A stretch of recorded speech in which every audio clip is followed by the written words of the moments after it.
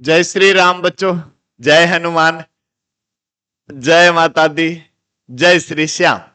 आज के वीडियो में हम स्टार्ट करने वाले हैं क्लास 10th का chapter number 9 applications of trigonometry या सम एप्लीकेशंस ऑफ ट्रिग्नोमेट्री। जो चैप्टर नंबर 8 हमने पढ़ा ट्रिग्नोमेट्री, जो कि बहुत ही भयंकर चैप्टर जिसको दुनिया कहा करती है, तो वो कैसे कैसे अप्लाई करता है, कैसे कैसे हम उससे क्वेश्चंस सोल्व करते हैं, जो दैनिक जीवन में क्या काम आता है चैप्टर, उसके बारे में आज के वीडियो में हम सीखने वाले हैं।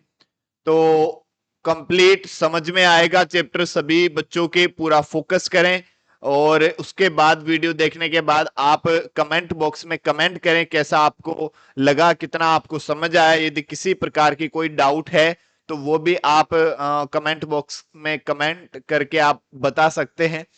तो मैं शिव भक्त एम के सर कई सालों के एक्सपीरियंस के साथ आपके सामने और बहुत मजेदार मैथ्स वीडियो और मोटिवेशनल वीडियो आपके लिए आते रहेंगे। तो आपका सब्सक्रिप्शन और शेयर ही हमारा एक मोटिवेशन है।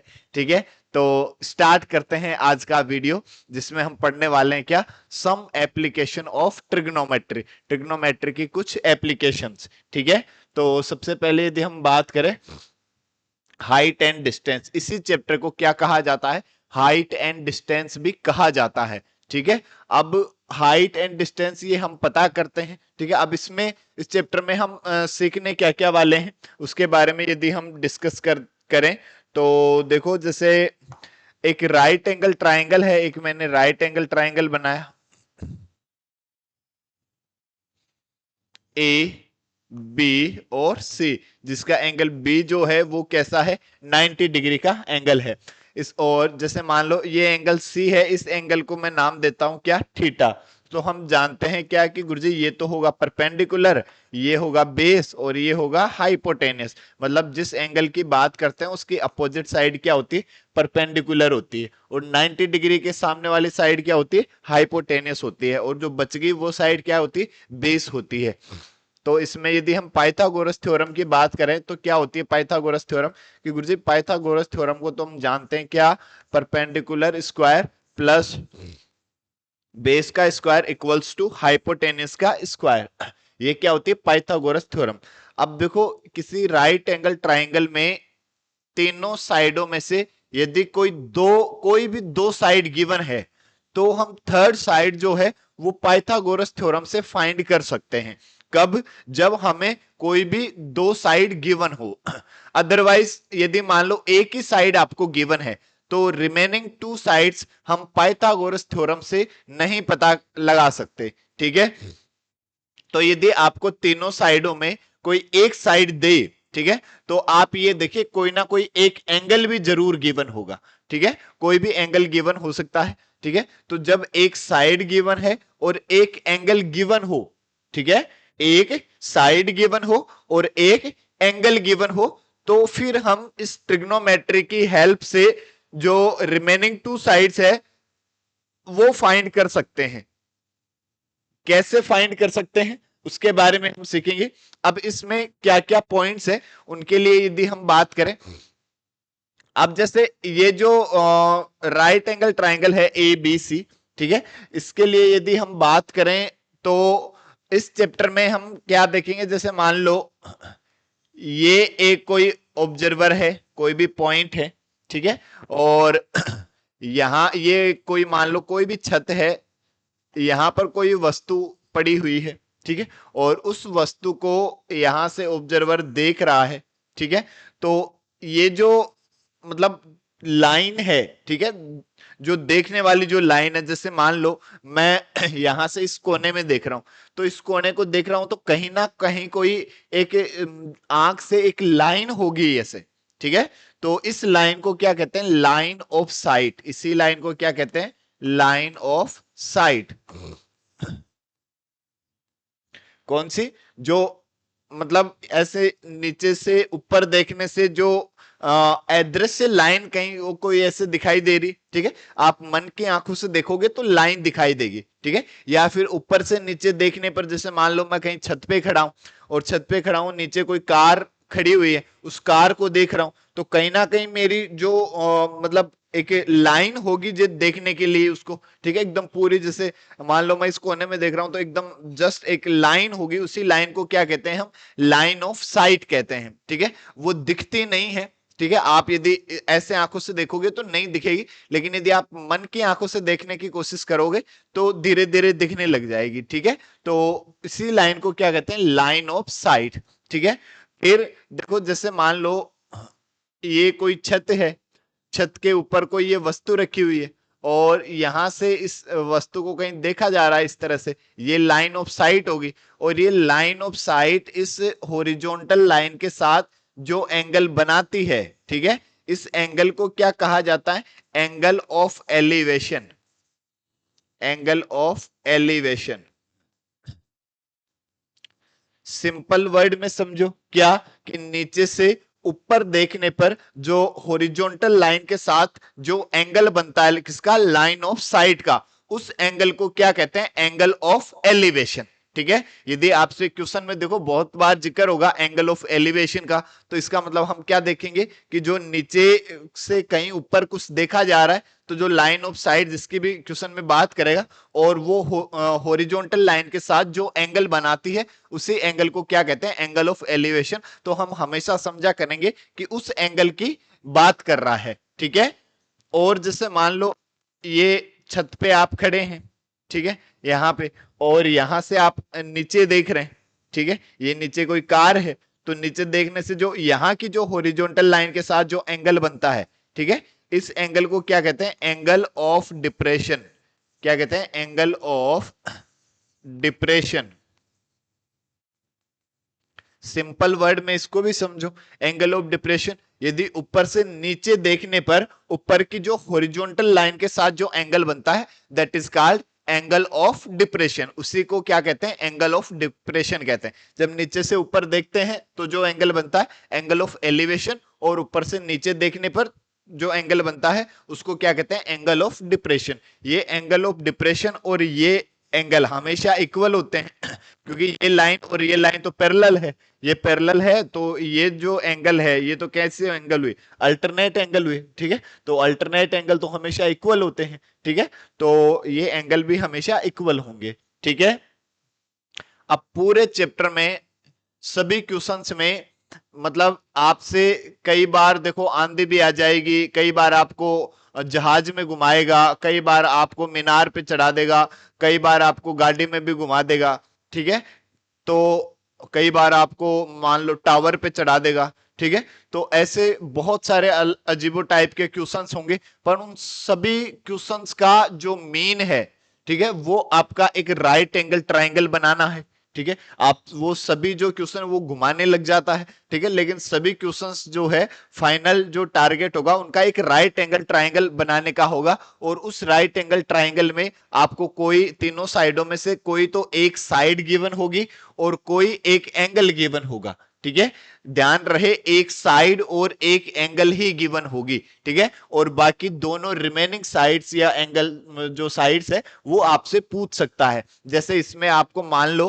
परपेंडिकुलर गिवन है, ठीक है, और आपको फाइंड करना बेस या हाइपोटेनियस, ठीक है, तो आप यहां इतना सा ध्यान रखें कि आपको जो गिवन है और जो फाइंड करना है ये दोनों कौन से ट्रिग्नोमेट्रिक रेशियो में आ रहे हैं, ठीक है, कौन कौन से, जो गिवन है वो और जो फाइंड करना है वो, ये दोनों कौन से ट्रिग्नोमेट्रिक रेशियो में आ रहे हैं, आप उसी को ले लो। जैसे मान लो आपको परपेंडिकुलर तो गिवन है और आपको हाइपोटेनियस फाइंड करना है, ठीक है, और एक आपको एंगल गिवन है, तो परपेंडिकुलर और हाइपोटेनियस किस में आते हैं कि गुरुजी परपेंडिकुलर और हाइपोटेनियस आते हैं साइन में, ठीक है, तो हम क्या लिख सकते हैं, sine theta equals to perpendicular divided by hypotenuse means AB divided by AC, ठीक है, ऐसा हम लिख सकते हैं। ठीक है, और इसको फर्दर सोल्व कर लेंगे, यहां से जो रिमेनिंग साइड होगी अपने पास हाइपोटेनस, उसकी वैल्यू आ जाएगी। यहाँ थीटा आपको गिवन होगा तो साइन की वैल्यूज हमने पढ़ी देखो एट चैप्टर में,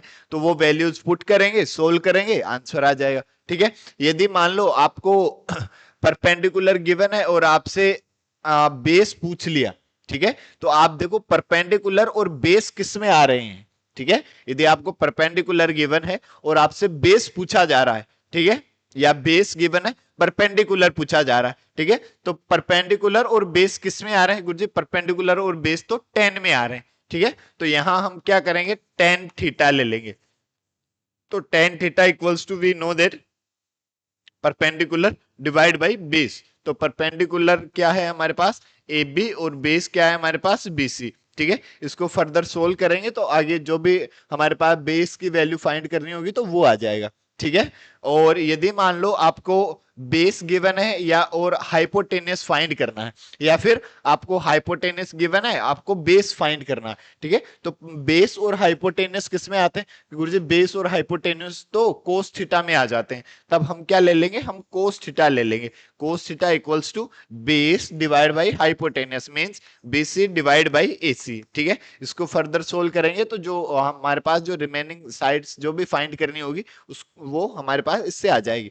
ठीक है, पूरे चैप्टर का केवल इतना सा ही सार है। ठीक है, क्वेश्चन प्रैक्टिस है, पूरे चैप्टर में क्वेश्चन पढ़कर आप यदि सही डायग्राम बन गया आपसे तो फिर क्वेश्चन आराम से इजीली सोल्व हो जाएगा। यदि डायग्राम सही नहीं बना तो क्वेश्चन 100% गलत होगा। ठीक है, तो क्वेश्चन को धीरे धीरे आराम से पढ़कर पहले डायग्राम बनाए, डायग्राम राइट एंगल ट्राइंगल ही बनेगा, उसके लिए आपको अजीबो टाइप की सिचुएशंस क्रिएट कर देगा आपके सामने, बट आपको वहां उनकी सिचुएशन को पढ़कर घूमना नहीं है, आपको समझना है, वो राइट एंगल ट्राइंगल बनाना है। राइट एंगल ट्राइंगल यदि आप बना लोगे तो आराम से इजीली क्वेश्चन सोल्व कर पाएंगे। ठीक है, चलो अब हम सीखते हैं कैसे कैसे राइट एंगल बनाते हैं। आप मेरे को ऑब्जर्व करें किस तरह से हम क्वेश्चन पढ़कर एंगल, वो जो ट्राइंगल है राइट एंगल ट्राइंगल वो बना रहे हैं। ठीक है, चलो देखो स्टार्ट करते हैं।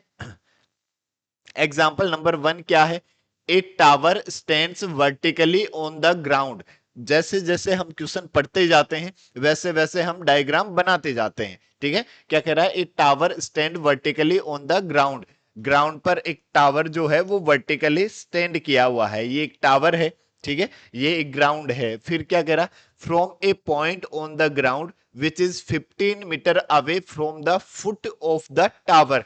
ये टावर का फुट हुआ, इस फुट से 15 मीटर दूर, मतलब ये डिस्टेंस कितनी है 15 metre. The angle of elevation of the top of the tower is found to be 60 degree. इस फुट ऑफ टावर से 15 मीटर डिस्टेंस, 15 मीटर दूर एक किसी पॉइंट से इसके टॉप का जो एंगल ऑफ एलिवेशन है, एंगल ऑफ एलिवेशन कौन सा होता है, जो नीचे से ऊपर देखने से जो एंगल बनता है। ठीक है, तो एंगल ऑफ एलिवेशन नीचे से ऊपर देखने पर ये वाला एंगल, ये कह रहा है कि 60 डिग्री है। ठीक है, find the height of the tower. इस टावर की हाइट आप फाइंड करें। ये let the triangle is A B C and the height of the tower is H. हमने ये अज्यूम कर लिया, आप लिख सकते हैं let height of tower equals to H. ठीक है, ये हमने एज्यूम कर ली। अब देखो आपको ये तो हाइट होगी और ये गिवन है, तो आप देखो आपको फाइंड क्या करना है और गिवन क्या है। गुरुजी ये एंगल 60 डिग्री है तो ये परपेंडिकुलर हुआ, हमें गुरुजी परपेंडिकुलर तो फाइंड करना है और हमें बेस गिवन है। ठीक है, तो परपेंडिकुलर और बेस किस में आते हैं गुरुजी, परपेंडिकुलर और बेस तो आते हैं 10 में। ठीक है, तो हमें क्या लेना चाहिए, हमें 10 ले लेना चाहिए। कैसे ले लेना चाहिए देखो, लिख देंगे in triangle A B C tan 60 degree equals to, we know that tan theta equals to perpendicular divided by base. So perpendicular is the AB and base is the BC. So put value of tan 60 degree, tan 60 की value put कर दो, कितनी होती है √3। Equals to A B हमारे पास कितना है h और बी सी हमारे पास कितना है 15 और 15 को उधर ट्रांसफर कराओगे तो h इक्वल्स टू कितना हो जाएगा 15 अंडर रूट 3 मीटर। ठीक है, तो जो हमारे पास जो टावर है उस टावर की हाइट क्या होगी 15 under root 3 metre. That is your answer. ठीक है, और जैसे क्वेश्चन का आंसर आ जाए आप बोला करें क्या जय श्री राम। इससे क्या होगा, इससे सब्जेक्ट में इंटरेस्ट बना रहेगा, क्वेश्चन प्रैक्टिस करने का जी करेगा। ठीक है, क्योंकि राम की ताकत जो है वो इसके साथ काम करेगी। ठीक है, चलो अब हम बात करते हैं एग्जाम्पल नंबर 2 की। क्या है एग्जाम्पल नंबर 2?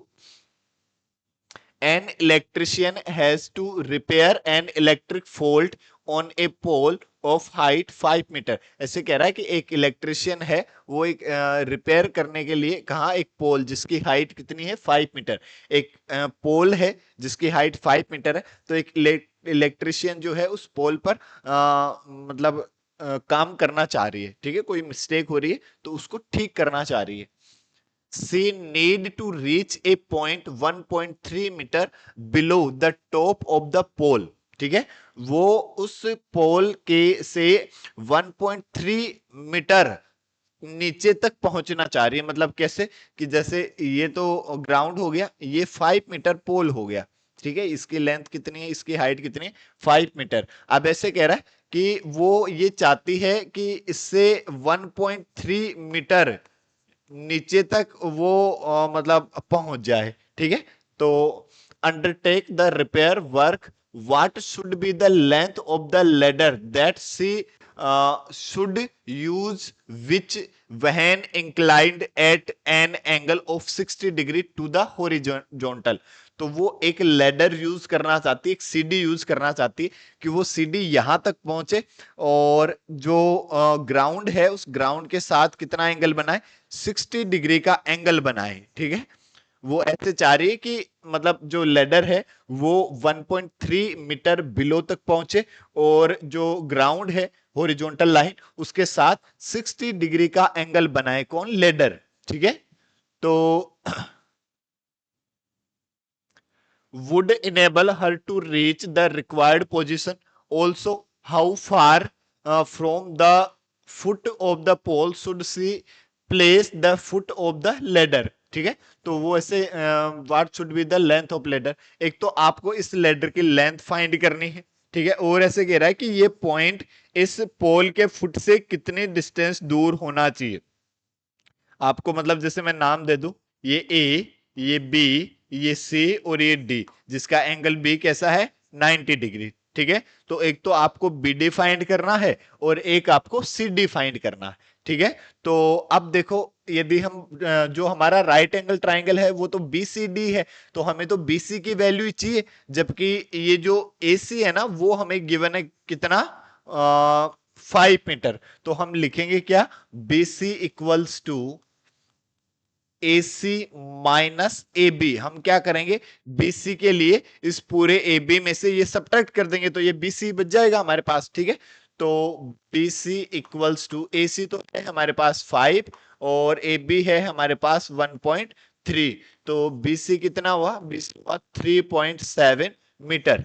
ठीक है, बीसी की वैल्यू हमारे पास कितनी आ गई 3.7 मीटर। 5 में से 1.3 को सब्ट्रैक्ट कर देंगे। ठीक है, ये आ गया हमारे पास 3.7 मीटर। और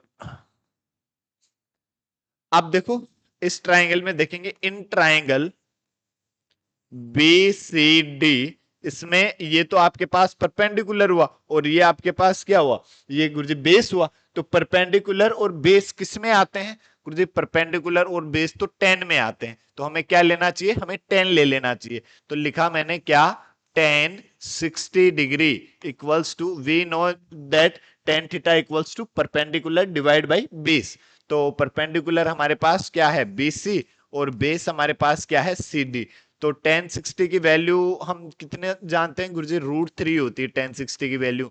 और BC आपके पास कितना 3.7, CD तो हमें फाइंड करना है, तो CD को इधर ले आओ, √3 को उधर भेज दो। तो CD equals to 3.7 divide by √3। ठीक है, ये हुआ।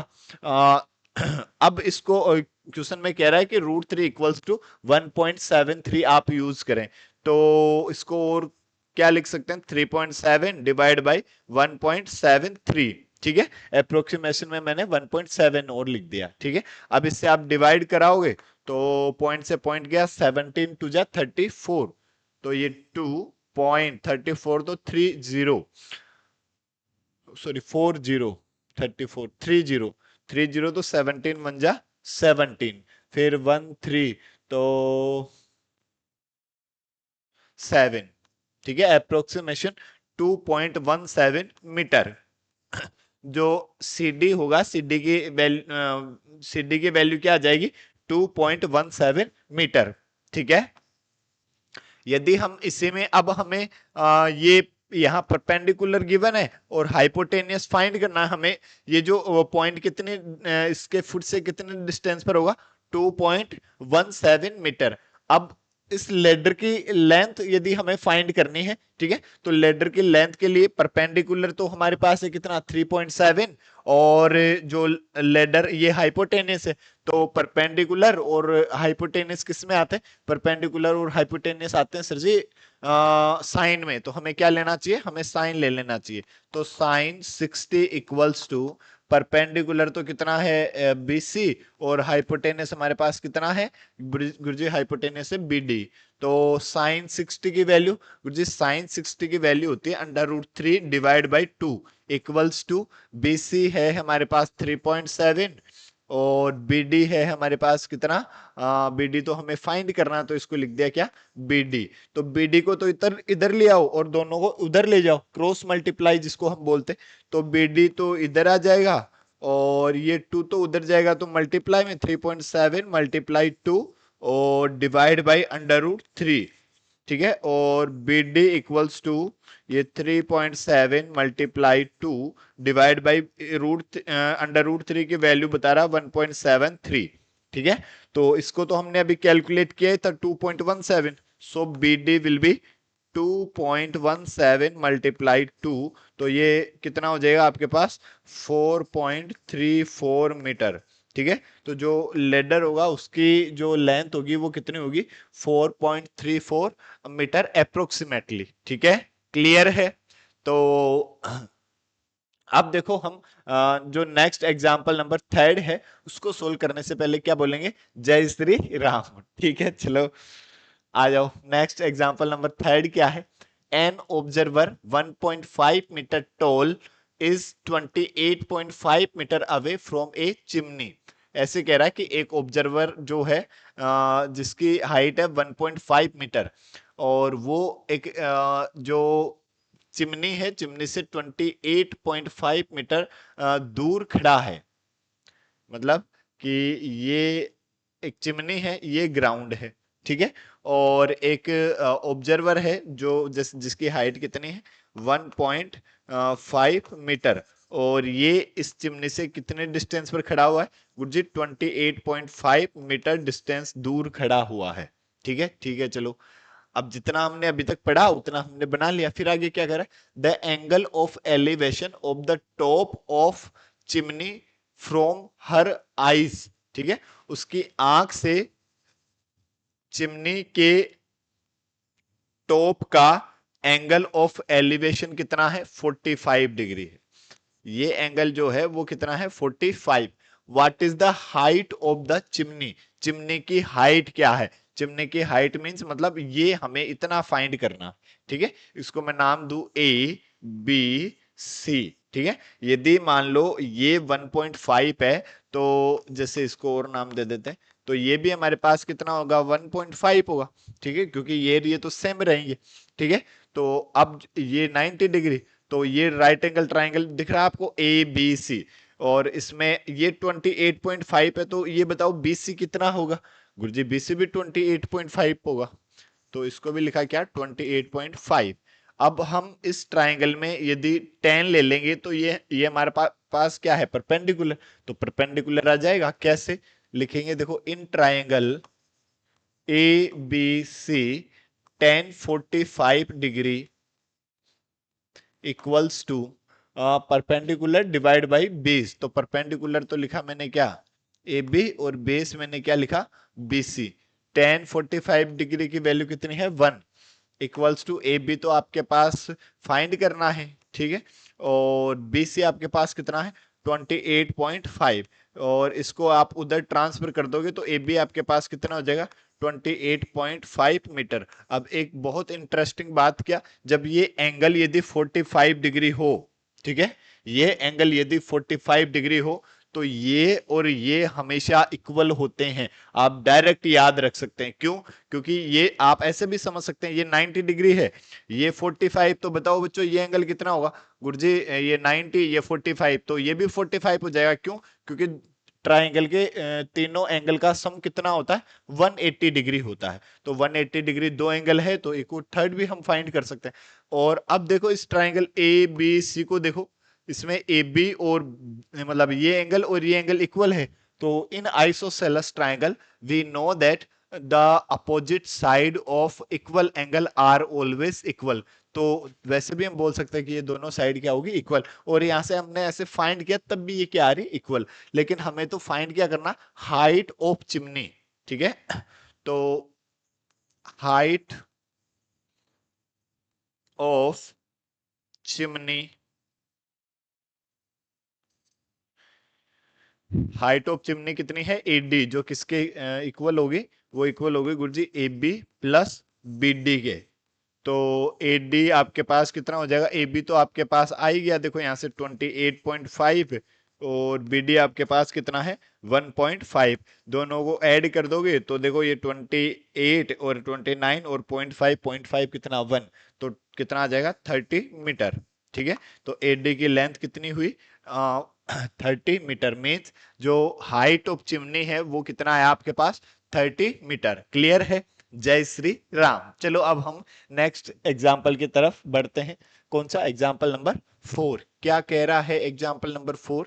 देखो एग्जाम्पल नंबर 4 आपसे कह रहा है कि बच्चों from a point P on the ground the angle of elevation of the top of a 10 metre tall building is 30। एक पॉइंट P से जो ग्राउंड पर है, angle of elevation the top of 10 metre tall building is 30। ऐसे कह रहा है कि ग्राउंड पे एक पॉइंट P से, ये पॉइंट P है, और एक कितने metre 10 metre top, 10 metre 10 metre tall building is 30 degree. इसके टॉप का जो एंगल ऑफ एलिवेशन है इस पॉइंट P से वो कितना है 30 डिग्री। ये एंगल आपको गिवन है कितना 30 डिग्री।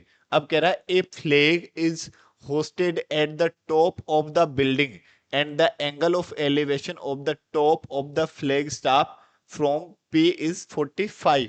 ऐसे कह रहा है कि यहाँ पे एक फ्लैग लगाना है इसके टॉप पर, ठीक है। तो ये मान लो हमने एक फ्लैग लगा दिया है यहाँ पे, और इस फ्लैग के टॉप का इसी पॉइंट P से जो एंगल ऑफ एलिवेशन है, मतलब ये जो एंगल है वो आपको बता रहा है कितना 45 डिग्री, ठीक है। देखो ऐसे ही कह रहा है, क्या कह रहा है?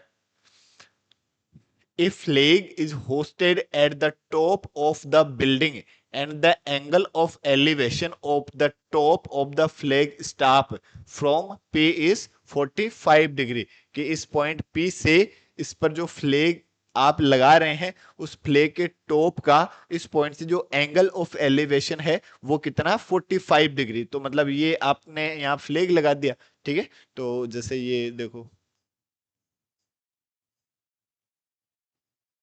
ठीक है, ये आपने यहाँ पे एक फ्लैग लगा दिया। तो इस फ्लैग के टॉप का इस पॉइंट P से जो एंगल ऑफ एलिवेशन है वो कितना बता रहा है 45 डिग्री। यहाँ तक क्लियर है? देखो फिर अब आगे क्या कर, find the length of the flag staff. इस फ्लैग स्टाफ इसकी लेंथ आपको फाइंड करनी है, and the distance of the building from the point P।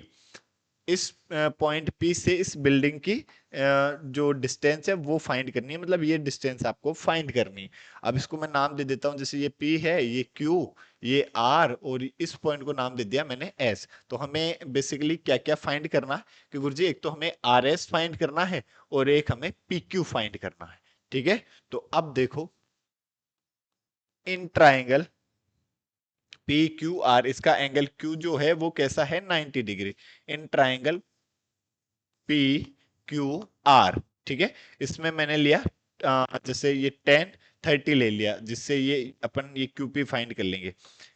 tan 30 equals to 30 degree equals to tan theta equals to we know that perpendicular divide by base. तो perpendicular हमारे पास क्या है are Q, और base हमारे पास क्या है पी क्यू।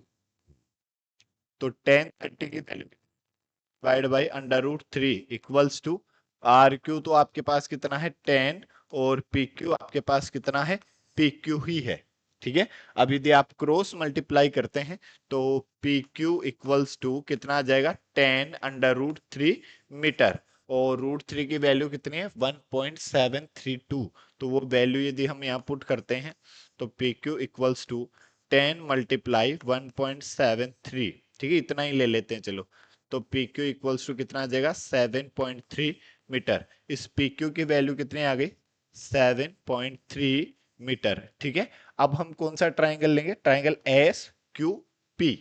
ठीक है, अब हम कौन सा ट्राइंगल ले लेंगे, ट्राइंगल एस क्यू पी। देखो उस ट्राइंगल में क्या होगा, तब लिखेंगे in triangle S Q P, इसमें एंगल कितना है, एंगल है हमारे पास 45। ठीक है, तो इसमें यदि मैं tan 45 डिग्री की बात करूं, tan 45 equals to we know that perpendicular divide by base. तो परपेंडिकुलर हमारे पास क्या है एस क्यू। अब परपेंडिकुलर ये पूरा है, देखो ये यहां से यहां तक, ठीक है, ये पूरा, जिसमें मैं मान लो ये 10 है और इसको मैं नाम दे देता हूं x। ठीक है, जो एस आर है वो है हमारे पास x। तो S Q divide by P Q.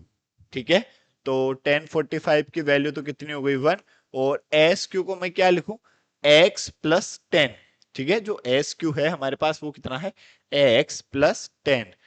तो इसको मैंने लिखा x प्लस 10, और ये जो PQ है PQ हमने फाइंड कर लिया कितना है 7.3। इसको क्रॉस मल्टीप्लाई करा दिया इधर 7.3 इक्वल्स टू x प्लस 10, 10 को भी उधर ट्रांसफर कर दिया, तो 7.3 माइनस 10 इक्वल्स टू x। तो ये कितना बचा 7.3 equals to x।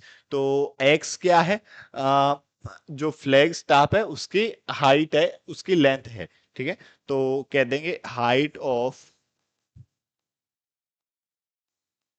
Flag staff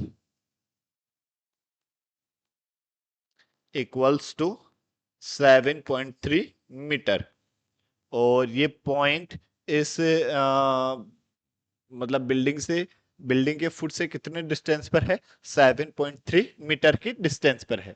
clear है, आ गया सभी को समझ में, बढ़े आगे।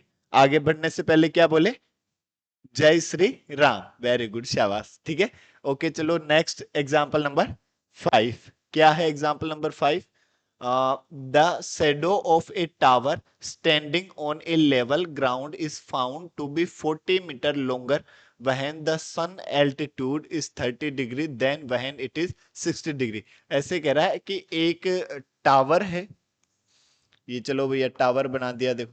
ठीक है, the shadow of a tower, एक टावर की शेडो मीन्स छाया।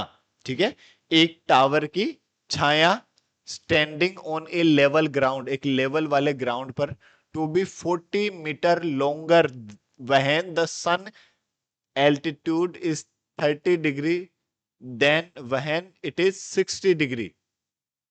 ठीक है, कि मतलब पहले यदि किसी सन की सॉरी किसी टावर की जो शेडो है, ठीक है, मान लो कोई टाइम पे सन यहाँ है, तो जो शेडो है ये एंगल आपको बता रहा है 60 डिग्री।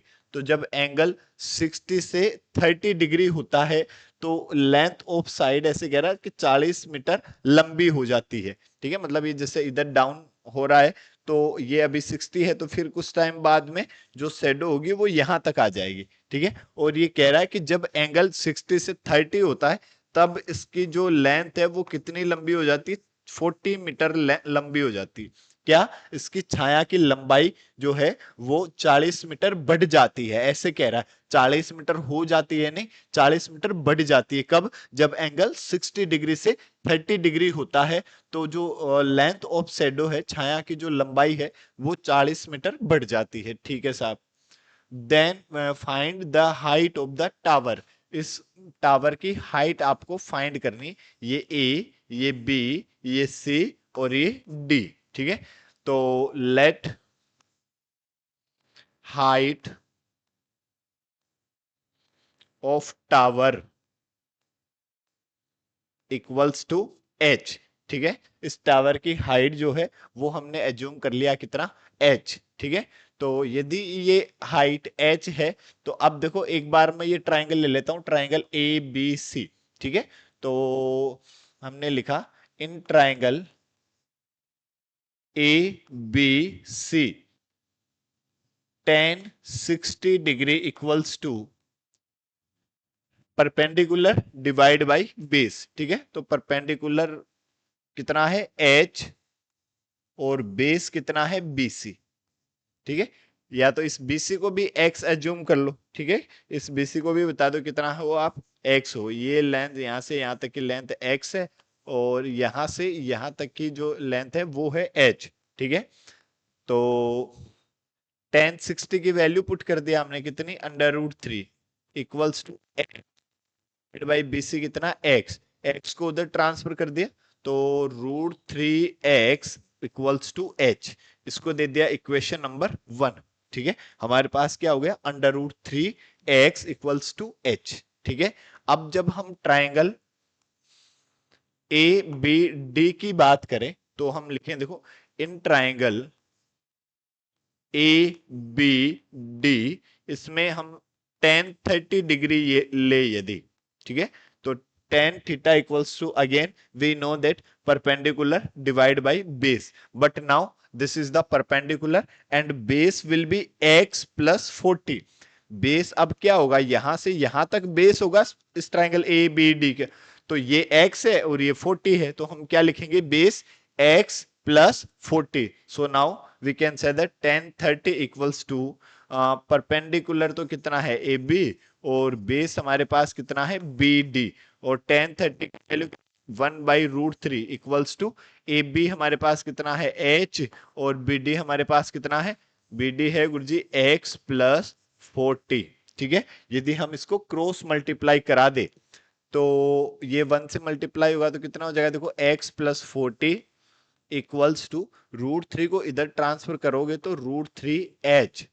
ठीक है, और फ्रॉम इक्वेशन 1 h की वैल्यू क्या पुट कर सकते हैं हम, √3x।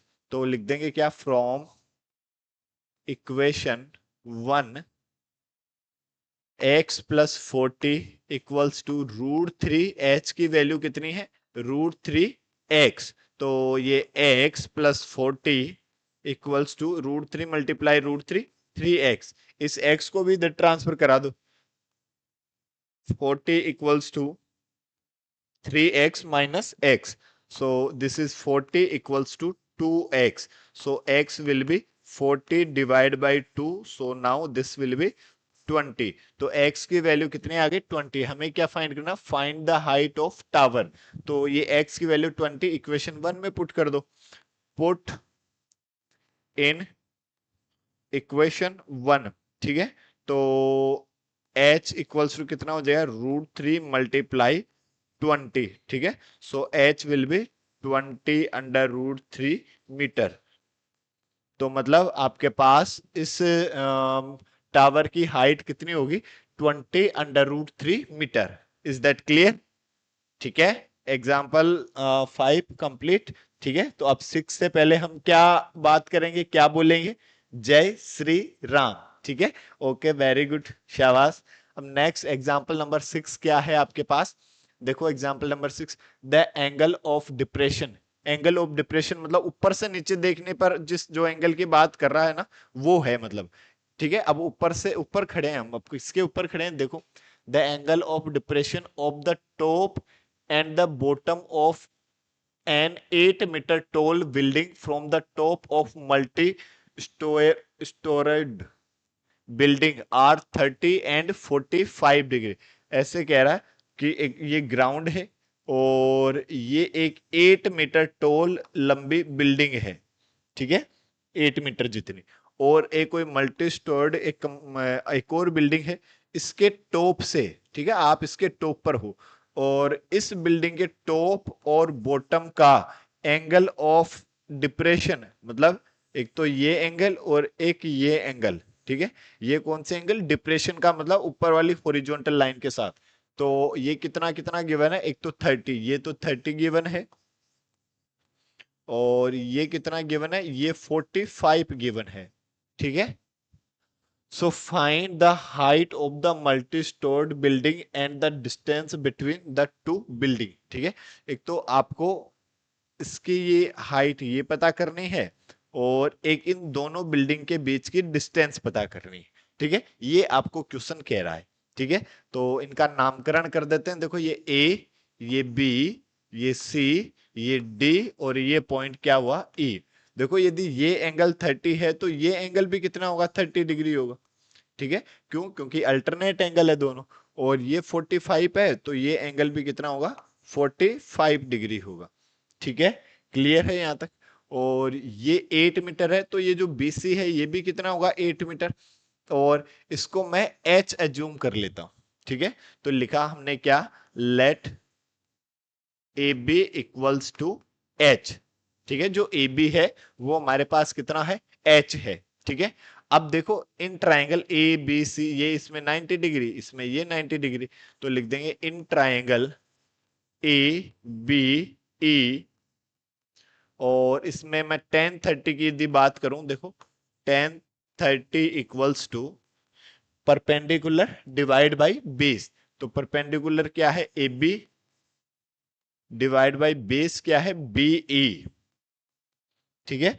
तो टेन 30 की वैल्यू कितनी है, 1/√3 इक्वल्स टू, ये तो ए बी है आपके पास, ए बी तो कितना है, एच, और बीई आपके पास, इसको मान लो, आप इसको भी नाम दे दो, ये मान लो एक्स है तो ये बीई भी एक्स हो जाएगा, ठीक है।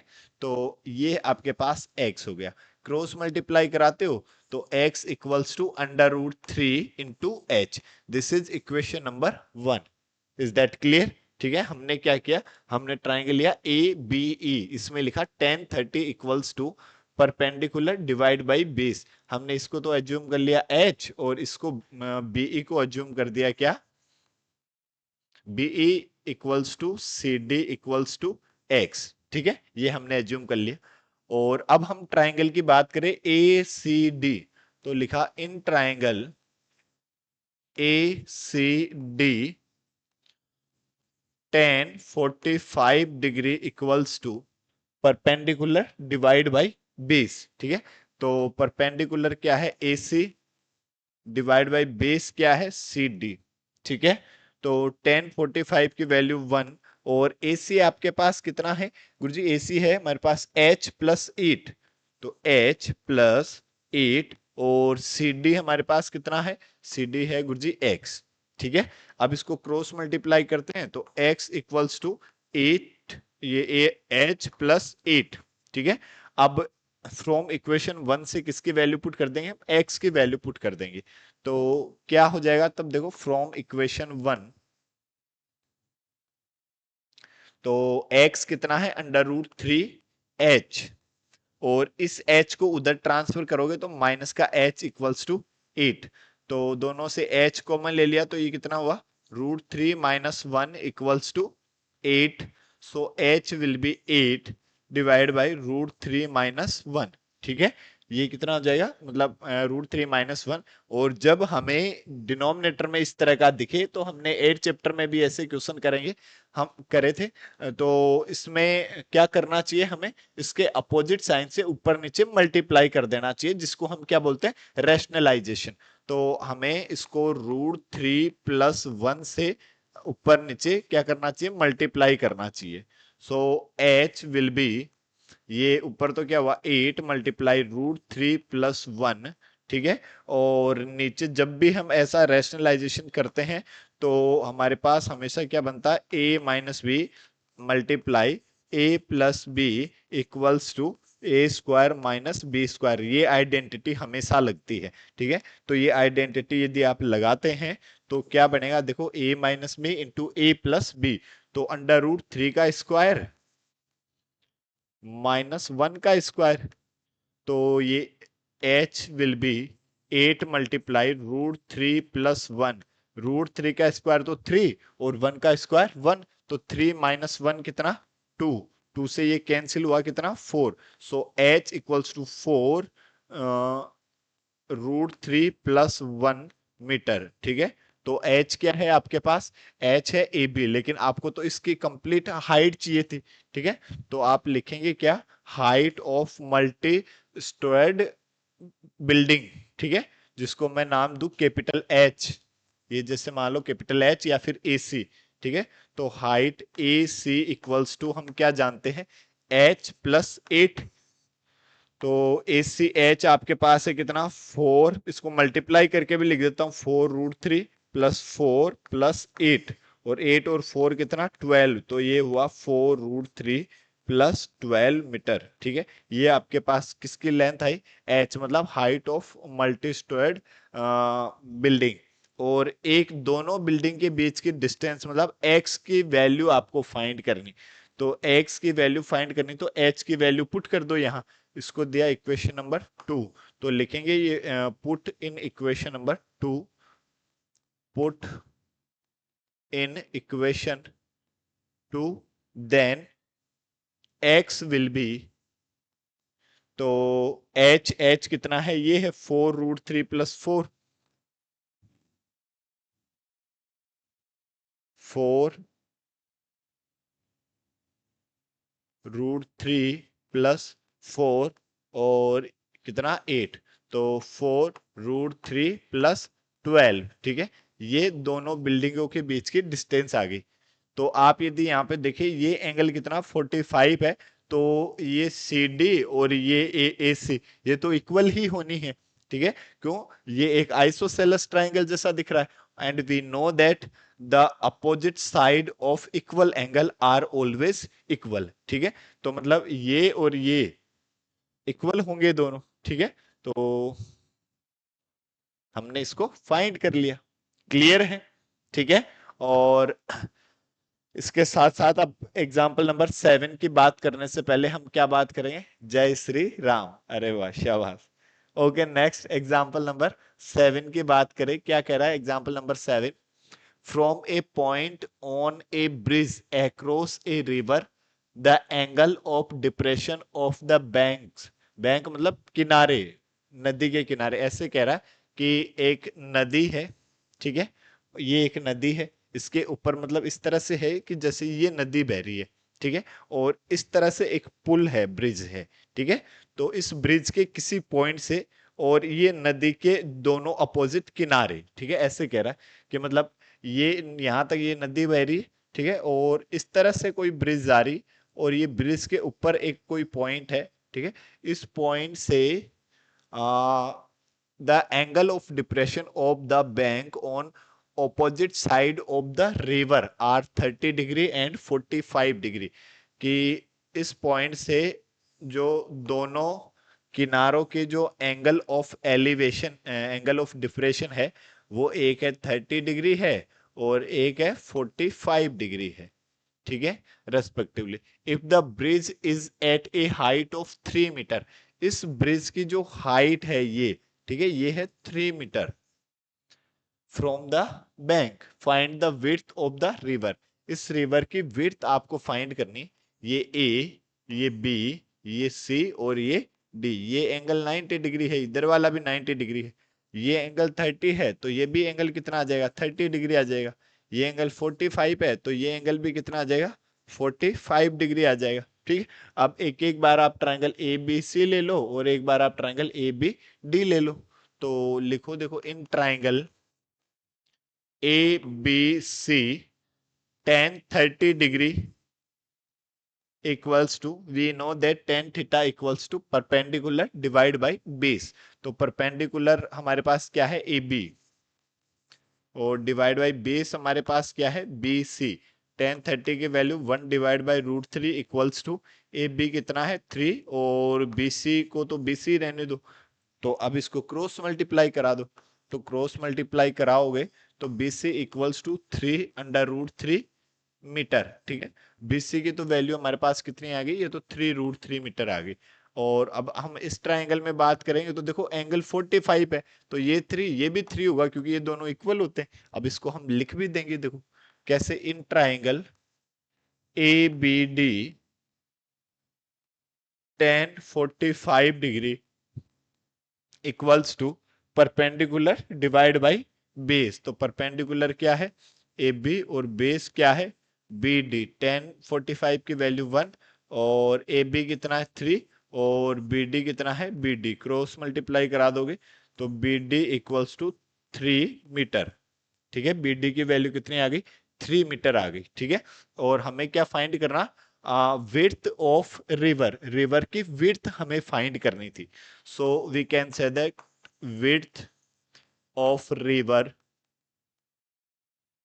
सी D equals to B C plus B D, दोनों को ऐड कर देंगे। ठीक है, so C D will be, B C तो हमारे पास कितना है, बी सी है गुरुजी हमारे पास 3√3 प्लस, और बी डी हमारे पास कितना है, बी डी है 3, 3 कॉमन ले लो, तो 3 कॉमन लोगे तो ये कितना बन जाएगा, √3 + 1 metre. So the width of the river will be 3 √3 + 1 metre. ठीक है, ये इसी के साथ साथ आपकी एक्सरसाइज 9.1 के सभी एग्जाम्पल्स जो है वो कंप्लीट हुए। ठीक है, अब अगले वीडियो में हम इस एक्सरसाइज 9.1 के क्वेश्चंस जो है वो डिस्कस करेंगे। ठीक है, तो उस तब तक आप चैनल को लाइक करें, शेयर करें, कमेंट करें, और सब्सक्राइब खुद भी करें, और एक दो दो चार लोगों से भी करवाएं। ठीक है,